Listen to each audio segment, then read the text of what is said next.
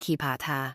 जब देवता अभी भी धरती पर विचरण करते थे, नैमिषारण्य नामक एक पवित्र वन में एक प्राचीन अश्वत्थ वृक्ष खड़ा था।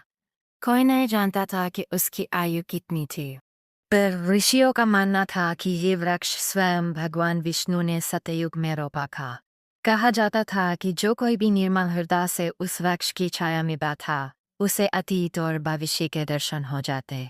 एक दिन काव्या नाम की एक युवती की, जो एक साधारण कुम्हार की बेटी थी, अपने बीमार पिता के लिए जड़ी बूटियां खोजते हुए इस वन में बैठ गई। फकीर और व्याकुल वह वृक्ष के नीचे बैठ गए। उसकी आंखें धीरे धीरे मूंदने लगी और वह एक दिव्य दृष्टि में चली गई। उसने एक भयानक युद्ध देखा, सोने के रथों पर सवार योद्धा, आकाशीय अस्त्रों से लदते हुए। उनके बीच एक वीर खड़ा था, जिसकी आंखें अग्नि समान जल रही थी, और उसके पीछे एक नीले वर्ण वाला देवता खड़ा था, जो उसे धर्म और कर्म का उपदेश दे रहा था। काव्या जब जागी तो इसकी आंखों में आंसू थे। ये दृश्य उसके हृदय को झकझोर गया था, लेकिन साथ ही उसमें कोई गहरी शक्ति जाग उठी थी।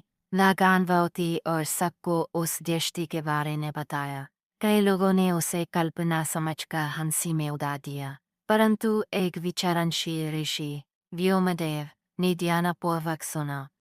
व्योमदेव ने बताया कि यह अश्वत्थ वृक्ष महाभारत काल का साक्षी है।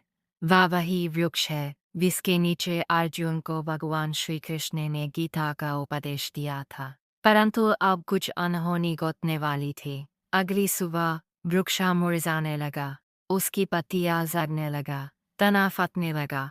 व्योमदेव ने ध्यान लगाकर सत्य जाना। वृक्ष पर